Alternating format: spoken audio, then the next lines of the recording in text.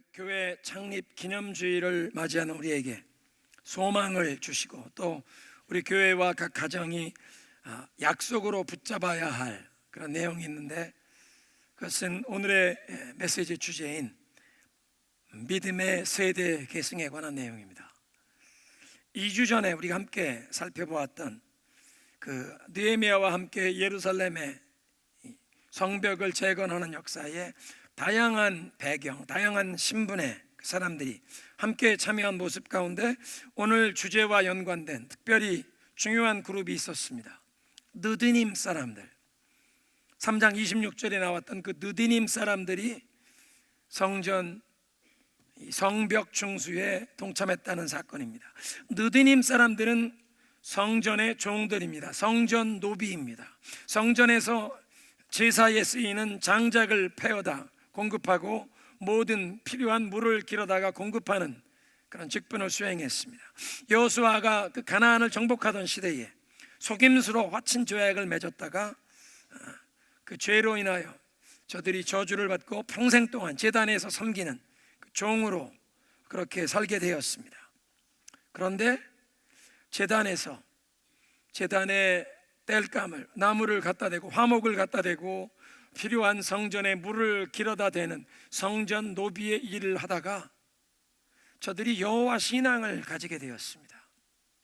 저들이 여호와 신앙을 가지게 되어 수세대가 흘러내려가면서 계속 그 여호와의 신앙을 지키게 되었고, 이제 느부갓네살 왕에 의해 바벨론의 포로로 끌려갔다가 70년의 바벨론 포로 생활이 마치고 페르시아 제국을 열었던 파사 제국의 고레스 왕 원년에 예루살렘으로 돌아가서 성전을 건축해도 좋다는 포로 귀환의 명령이 내려졌을 때 이 느디님 사람들도 예루살렘으로 돌아왔다는 것입니다. 무엇 때문에 돌아왔습니까? 성전을 재건하기 위해서. 성전을 재건하면 그들에게 주어지는 임무는 무엇입니까?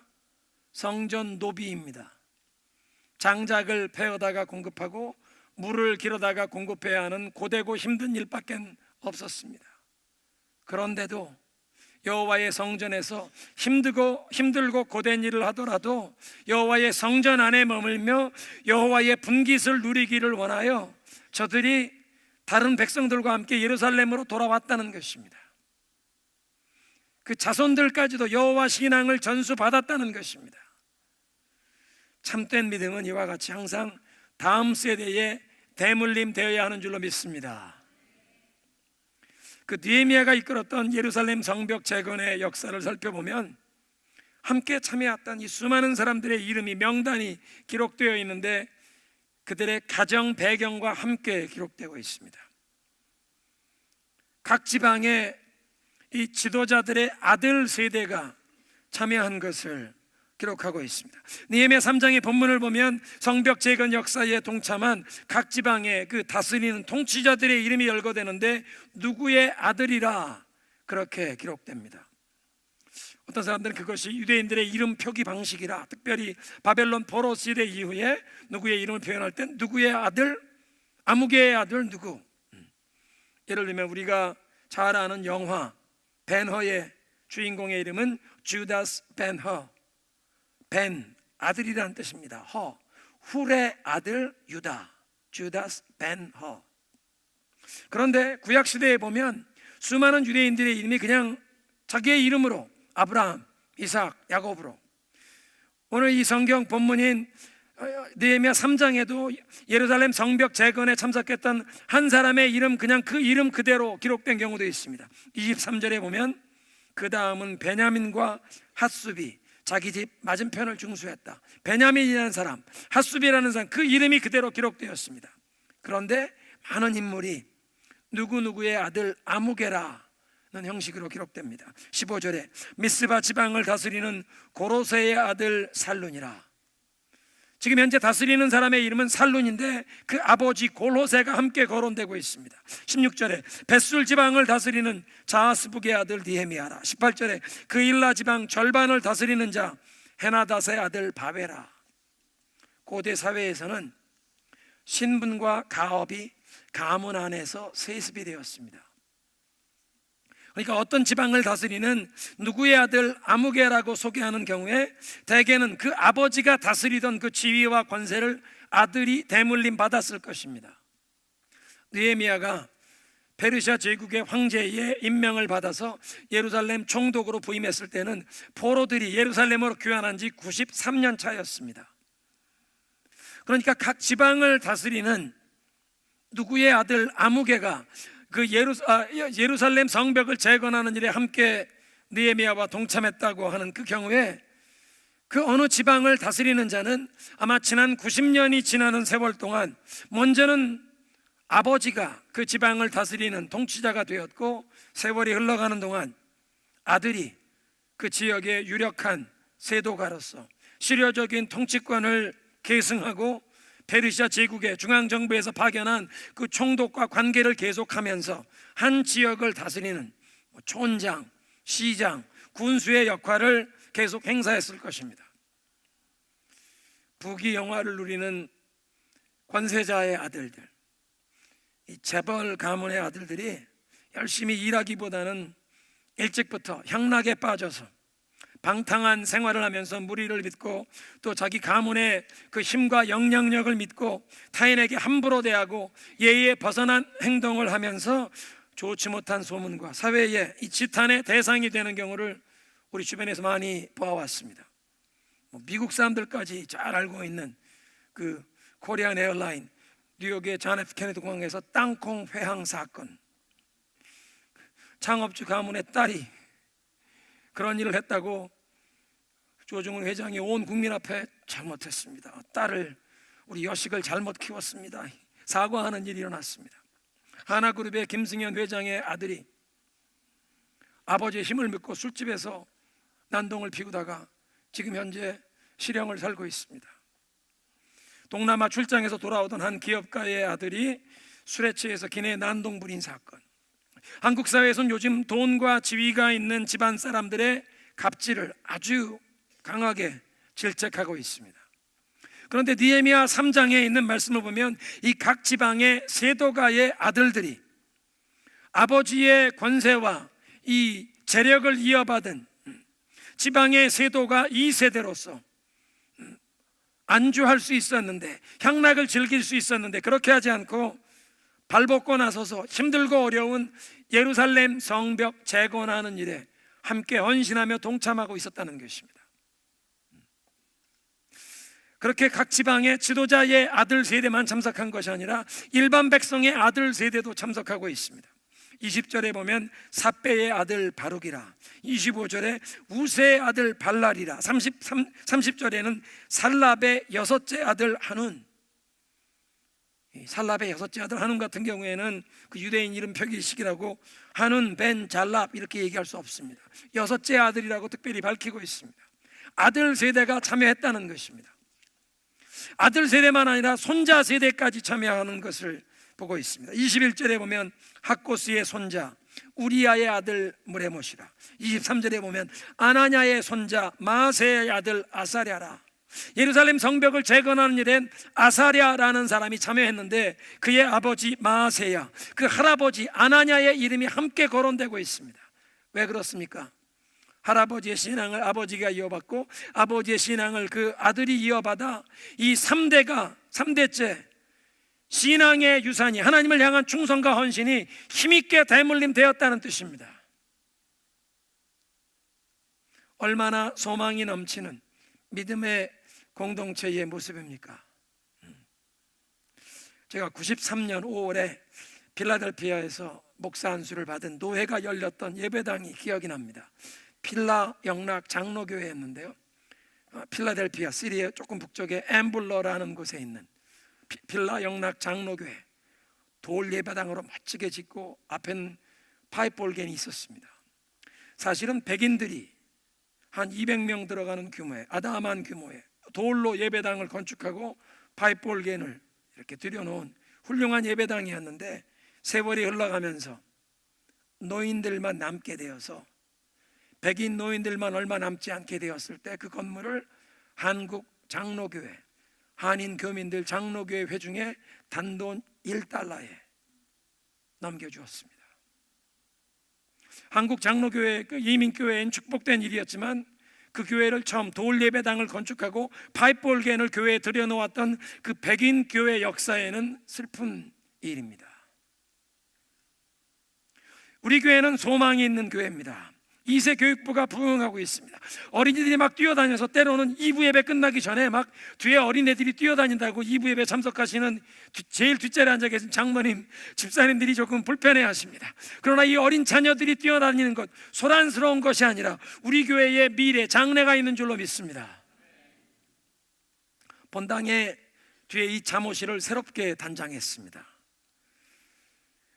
우리 본당 뒤에 있는 잠옷실만 아니라 열린 예배에서도 지금 3부 예배 시간 함께 진행된 열린 예배에서 이 잠옷실이 필요한데, 잠옷실에 어린이들이 늘어나서 사실은 그 열린 예배 사무실로 쓰는 그 방 한 구석엔 이렇게 데스크가 있고 거기서 자기들이 필요한 업무도 하고 뭐 헌금 계수도 하고, 그런데 아이들이 점점 늘어나서 그 책상이랑 다 치우고 다 잠옷실로 써야겠다고, 확장이 필요하다고 하는 것입니다.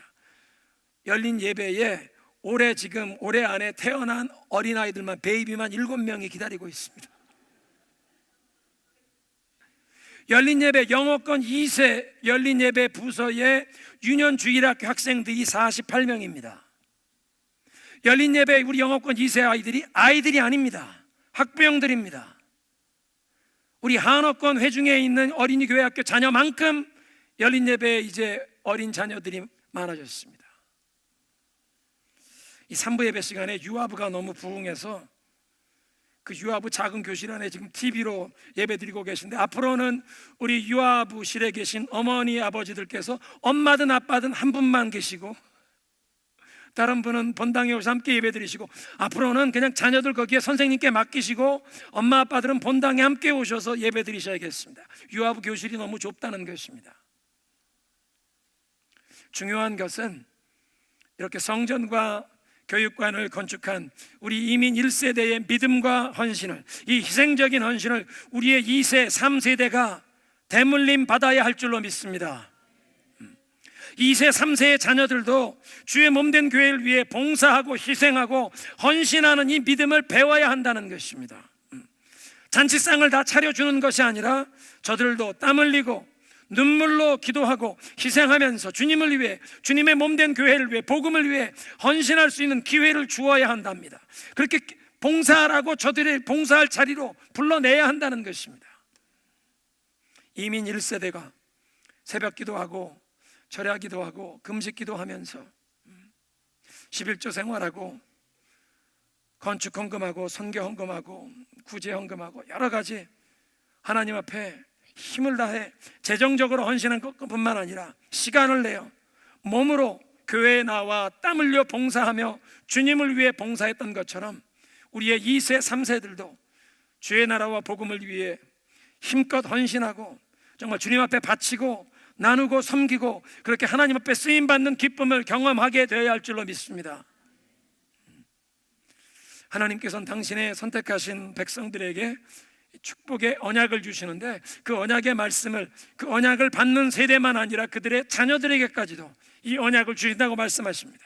그래서 신명기에 모세를 통해 주시는 말씀을 보면 너희 앞에 생명과 죽음의 길, 축복과 저주의 길을 두는데 말씀에 순종하면 너희와 너희 자손들이 축복을 받고 생명의 길로 가리라.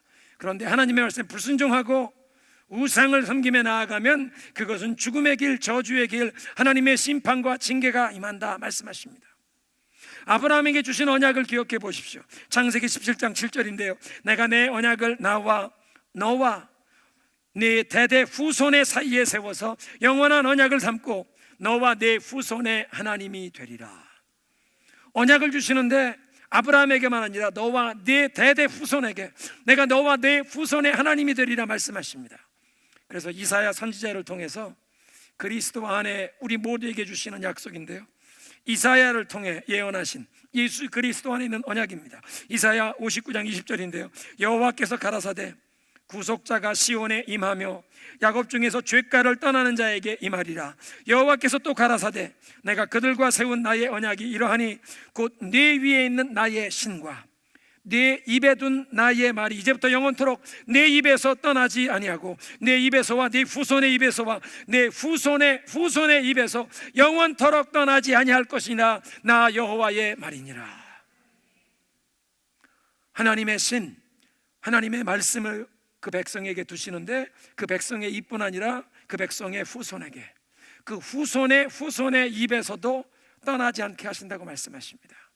하나님, 우리의 입에서 예수 그리스도의 복음이 떠나지 않게 하시고 우리의 자손의 입에서까지 이 예수 그리스도의 이 복음을 고백하게 하시고 우리의 자손의 자손 대대손손이 저들의 입에서 예수 그리스도의 이 복음의 증거가 떠나지 않게 하여 주옵소서. 하나님, 우리의 자손들도 주의 나라와 복음을 위해, 교회를 위해 봉사하고 헌신하는 믿음의 세대로 일어나게 하여 주옵소서. 함께 따라하겠습니다. 우리 가정과 교회에서 건강한 믿음의 세대 계승이 일어나게 하소서. 소원하십니까? 아멘. 우리 가정과 우리 교회에 이 귀한 믿음의 세대 계승이 일어나야 한다는 것입니다. 이런 우리의 소망과 약속과 연관된 말씀이 말라기서에 기록되어 있습니다. 말라기 선지자는 느헤미야와 동시대의 인물입니다. 하나님을 경외하는 경건한 총독, 예루살렘의 총독 느헤미야가 첫 임기 12년을 마치고 자기가 섬기던 페르시아 황제에게로 돌아갔습니다. 페르시아의 수도 수산궁으로 돌아간 다음에 시간이 흘러가는데 2년, 3년 이렇게 시간이 흘러가면서 하나님을 경외하던 경건한 총독이 돌아가고 나니까 예루살렘의 거민들의 신앙이 식어집니다. 타락하는 일들이 일어납니다. 그런 상황 가운데 말라기 선지자가 일어나서 하나님께 돌아와라, 하나님 앞에 예배를 제대로 드려야 한다. 아니, 그 병든 짐승, 병든 가축을 하나님께 제물이라고 가져오다니 그런 가축을 너희 총독에게 예물로 바쳐봐라. 총독이 받겠느냐? 총독도 받지 않을 예물을 만왕의 왕이신 하나님께 어떻게 제물로 바치느냐? 하나님 앞에 예배를 제대로 드려라. 하나님 앞에 하나님께 속한 예물을 제대로 드리고 11조와 헌물, 하나님께 속한 것 성전에 가져와서 성전의 창고를 채워서 하나님 앞에 예배를 드리는데 수종드는 제사장과 레위인들이 공급을 제대로 받고, 그래서 하나님 앞에 예배 드리는 일에 전념하여 우리 온 민족이 복을 받을 수 있도록 하나님 앞에 헌금생활 바로 해라, 강하게 도전하던 메시지를 전한 자가 말라기였습니다. 하나님 앞에 드려지는 예배가 회복되기를 촉구한 것입니다. 그런데 그 말라기 선지자의 메시지 가운데 오늘 우리의 주제, 믿음이 다음 세대로 계승되는 이 역사에 연관된 내용이 4장에 있습니다. 먼저는 이 성경적인 이 신앙이 다음 세대에 전수되는 과정에 가정이 얼마나 중요한지를 말씀하십니다. 말라기 4장 이 4절의 본문은 하나님께서 기억하라고 말씀하십니다. 하나님이 우리에게 무엇을 기억하라는 것은 단순히 머리로 잊지 않고 생각한다는 것만을 뜻하는 그 이상의 것이 있습니다. 하나님의 말씀을 잊어버리지 않도록 우리의 삶으로 굳게 붙잡고 그 말씀을 순종한다, 실천한다는 뜻이 있습니다. 잊지 말고 기억하라, 그것은 그 말씀을 그냥 머릿속으로만 기억한다는 것이 아니라 순종해라, 잊지 말고 삶으로 살아내라는 것입니다. 말라기 4장 4절에 기억하라고 하나님께서 온 이스라엘에게 명령하신 것이 무엇입니까? 호렙산에서 모세를 통하여 저들에게 주신 것을 잊지 말라고, 기억하라고 하십니다. 호렙산에서 모세를 통해 하나님의 백성들에게 주신 것은 두 가지로 요약할 수 있습니다. 하나님의 말씀대로 살아라, 하나님의 말씀에 순종해라, 실천해라. 첫째는 하나님 말씀에 순종하라는 것이고, 두 번째는 그 하나님의 말씀을 너희 자녀들에게 가르쳐라. 신명기 4장 1절인데요 이스라엘아, 이제 내가 너희에게 가르치는 이 규례와 법도를 듣고 준행하라, 너희는 지켜 행하라 말씀하십니다. 그리고 4장 10절에 그 자녀에게 가르치게 하려 하노라. 하나님께서는 하나님의 그 법도와 원리를 그 백성이 깨닫고 실천하길 원하십니다. 순종하길 원하십니다. 그게 첫째고, 둘째는 이 말씀을 다음 세대에 자녀들에게 가르치라는 것입니다. 신앙을 대물림하라는 것입니다. 하나님께서는 우리 가정이 다음 세대에 이 귀한 신앙을 대물림하여 하나님의 그 놀라운 사랑과 은혜를 깨닫고 하나님의 그 축복을 받아 누리고 하나님을 사랑하고 하나님을 섬기며 하나님께 충성하는 이런 귀한 신앙을 대물림하는 곳이 우리 가정이 되길 원하시는 줄로 믿습니다. 사실은 우리 가정이 가장 효과적이며 가장 강력한 교육의 현장입니다. 인생의 가장 중요한 것을 배우는 것이 바로 우리 가정이기 때문입니다. 인간을 동물과 구분짓는 가장 중요한 특징 가운데 하나는 언어입니다. 인간에게 이 언어가 있었기 때문에 과학, 기술, 문명이 발전할 수 있었습니다. 각종 학문이 발전할 수 있었습니다. 문학과 각종 예술이 발전할 수 있었습니다. 철학과 종교, 우리의 영성 생활까지도 언어가 중요한 매개체입니다. 언어를 통하여 하나님의 말씀을 듣고 하나님이 누구신지 배우게 되고, 언어를 통하여 하나님께 기도하게 되고, 언어를 통하여 하나님의 말씀을 듣고 순종하는 길을 배우게 됩니다. 그렇게 인간답게 살아가는데 가장 중요한 말을, 이 언어를 우리가 어디서 배웠나요? 어디서 배웠나요? 우리 가정에서, 우리 부모님께 엄마 아빠가 하는 말을 듣고, 언니 오빠가 하는 말을 듣고, 학교에 가기 전에 우리 가정에서 말을 배운다는 것입니다. 부모에게서 우리가 말을 배우기 때문에 부모의 사투리까지도 배우는 것입니다. 타코마에서 태어난 아이가 갱상도 사투리를 배우는 것입니다. 그러니까 학교가 없어도 가정만 튼튼하면 인생의 가장 중요한 교육이 일어날 수 있다는 것입니다. 수년 전에 미국에서 베스트셀러가 되었던 책의 제목이 인생에서 가장 필요한 것은 유치원에서 다 배웠다, 그런 책이 있습니다. All I really need to know I learned in kindergarten. 로버트 풀금이라는 사람이 쓴 책이었는데요. 그럼 당신 유치원에서 뭘 배웠냐? 이 사람이 9가지로 얘기하는데, 넘버 1, share everything. 나누고 베풀며 살아라.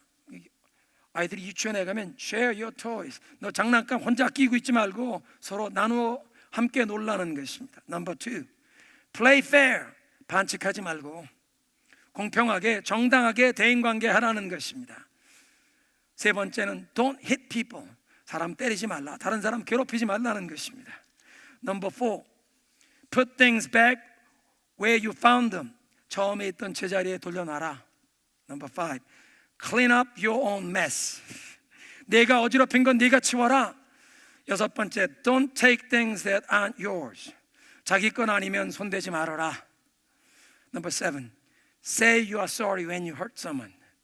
다른 사람에게 피해를 줬으면 죄송합니다, 미안하다고 사과하라는 것입니다.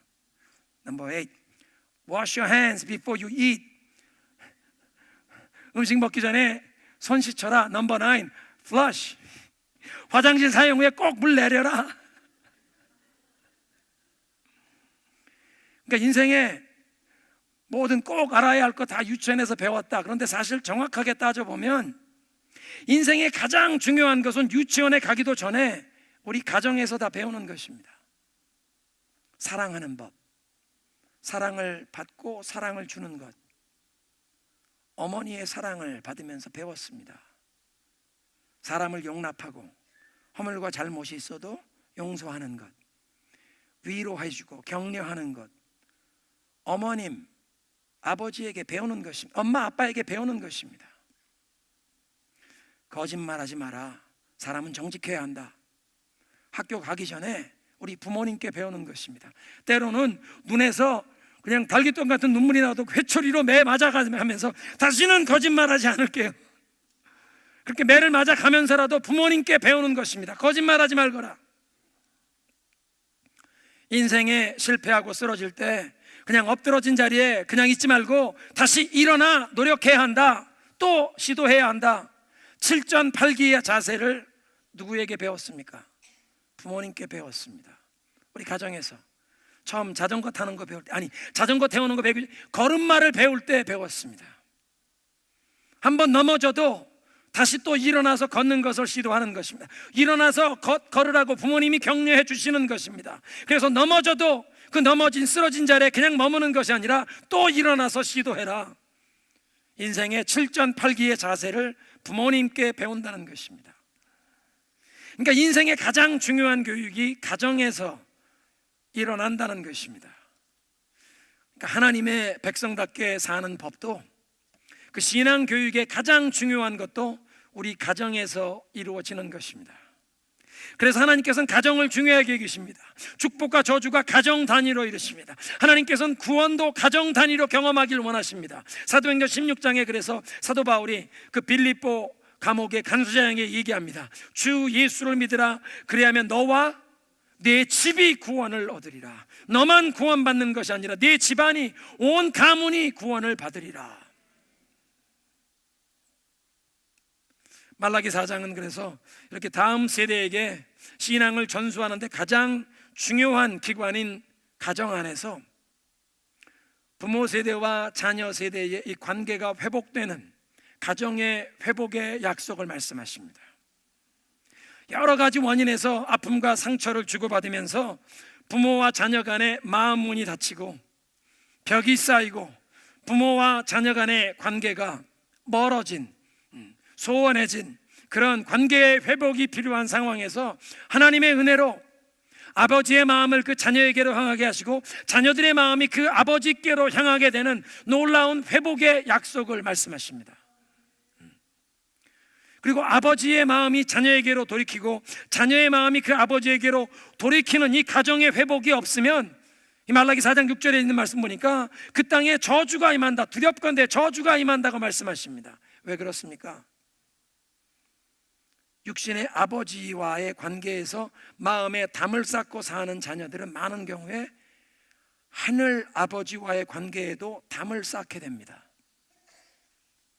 부모의 역할 가운데 가장 숭고하고도 두려운 부분은, 부모들은 자녀들에게 하나님을 대표하는 역할을 하게 되어 있습니다. 특별히 자녀들의 나이가 어릴수록 부모는 자녀에게 하나님의 모습을 대신하는 비중이 커지는 것입니다. 심지어는 이 자녀들이 장성한 뒤에도 부모와의 관계가 하나님과의 관계에 지대한 영향을 끼치는 것입니다. 부모님 중에서 특별히 아버지와의 관계가, 아버지와 관계에서 거리감을 느껴온 자녀는 하나님 아버지와의 관계에서도 거리감을 느끼는 경우가 많습니다. 로마서 8장 15절에 사도 바울은 그렇게 말씀하십니다. 하나님의 성령이 우리의 마음에 임하시면 우리의 영혼을 감화하셔서 그 성령으로 인하여 우리의 영혼이 성령과 함께 하나님을 향하여 아바, 아버지라 부르게 하신다. 그 말을 우리말로 표현하면 아바라는 말은 아빠라는 뜻입니다. 하나님을 아빠라고 부르게 하신다. 아빠라는 명칭은 어린아이들이 사용하는 이름입니다. 어린아이가 자기를 항상 사랑하고 반겨주시는, 자기를 볼 때마다 기쁨을 감추지 못하는 그 아버지를 향해서 아빠라고 부르는 것입니다. 그래서 그 아빠라는 명칭을 사용하면 그 관계가 훨씬 더 친밀하게 느껴집니다. 심지어는 장성한 자녀가 아버지를 향해 아빠라고 부르면 그만큼 친밀함을 느낄 수 있다는 것입니다. 그런데 항상 우리 육신의 아버지를 아빠가 아니라 아버지, 그것도 좀 더 격식과 항상 예의를 갖추던 아버님이라고 부르던 사람들은 하나님을 향해 아빠라고 부른다는 것이 불경스럽게 느껴질 수도 있습니다. 로마서 8장 15절은 성령이 우리 마음에 임하시면 하나님을 아빠라고 부를 수 있다고 가르치시는데, 우리의 육신의 아버지와의 관계에, 우리 한국 문화의 이 유교적인 가부장적인 문화에서 예절과 격식을 갖춘 부모님과 자녀와의 관계 때문에 거리감을 느끼던 아버지, 근엄하신 아버지를 두셨던 분들, 그래서 아버지를 그냥 아버지가 아니라 아버님이라고 부르던, 아버님 앞에 항상 무릎 꿇고 아버님과 장남은 저기서 상 받으시고 다른 식구들은 이쪽에서 상 따로 받으시던 그런 가정에서 자란 분들은 아버지를 아버님이라고 부르다 보니까 하나님을 아빠라고 부르기보다 하나님도 하늘에 계시는 높고 어려우신 아버님이라고만 생각하는, 그러니까 육신의 아버지를 우리가 어떻게 생각하느냐가 하나님 아버지와 어떤 관계를 갖느냐 지대한 영향을 끼친다는 것입니다. 그러니까 육신의 아버지와의 관계에 담이 쌓여 있으면 많은 경우에 그 자녀는 하나님과의 사이에도 담을 쌓고 하나님을 떠나는 경우가 많다는 것입니다. 그래서 말라기 4장에 하나님의 은혜로 부모의 마음, 아버지의 마음을 자녀에게로 향하게 하시고 자녀의 마음을 아버지에게 향하게 하시는 이 관계의 회복을 주셔서 가정 안에서 여호와 하나님을 경외하는 신앙이 한 세대에서 다음 세대로 전수되어 가는데 장애물이 없게 하시는 가정의 회복의 약속을 주시는 줄로 믿습니다.